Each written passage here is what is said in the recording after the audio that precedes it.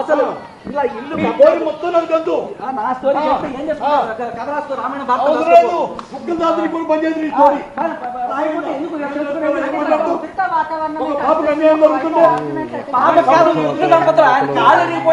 ఆయన కాలు ఇరిగిపోయి ఇట్లా పడి ఉంటే వాళ్ళిద్దరిని కూర్చోబెట్టుకొని ఇక్కడ డ్రగ్స్ దందా జరుగుతుంది, ప్రాస్టిట్యూషన్ జరుగుతుంది,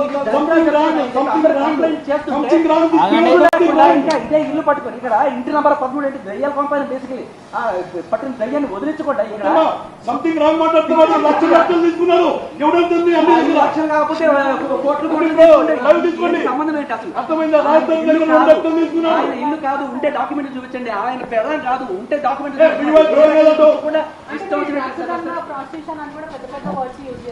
డ్రగ్స్ దందాలు 40 రోజులు చెంచగూడెం జైలు ఉండొచ్చు. ఎవరు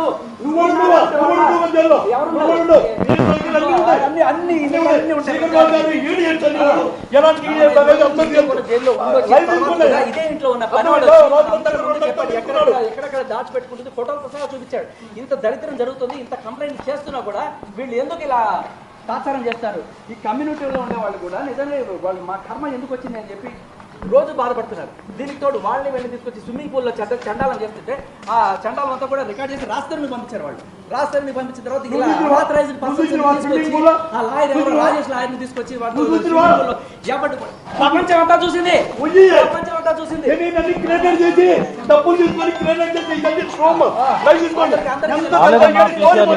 చేస్తే కూడా లిఫ్ట్ చేయట్లేదు. ఓకే ఓకే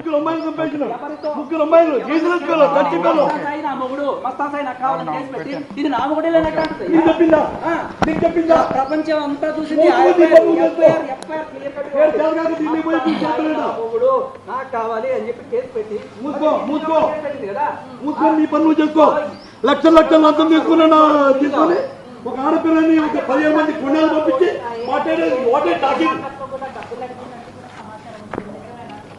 నాకు తెలుస్తున్న సమాచారం ఏంటంటే బస్తాన్ సాయి ములాఖతులు ఇవి కనడం తెలియదు. ఎందుకు వెళ్ళాలి?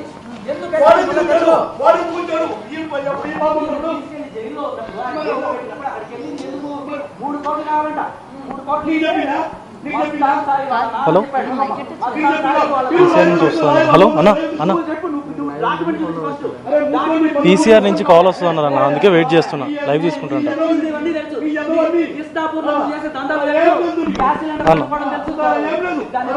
అవునా?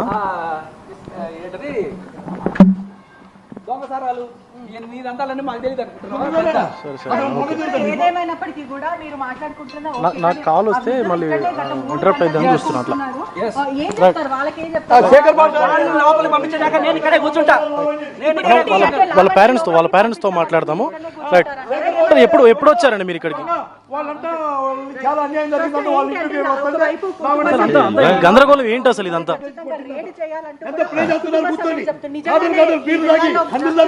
ఉన్నాయో లేదో పోలీసులు చెక్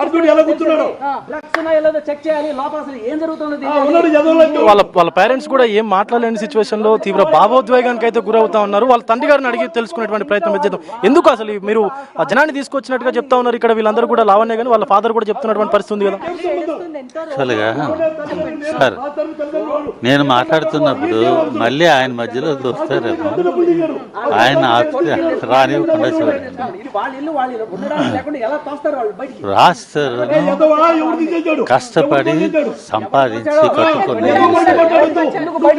మొదట్లో ఒక 3 years రిలేషన్ లో ఉన్నమాట వాస్తవం.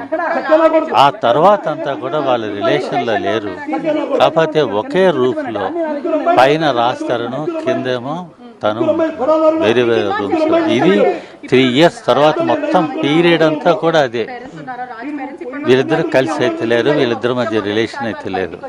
కాకపోతే అందరికీ వస్తున్న డౌట్ ఏంటంటే ఆ మిగతా సంవత్సరాలు 7 సంవత్సరాలు 8 సంవత్సరాలు ఎందుకు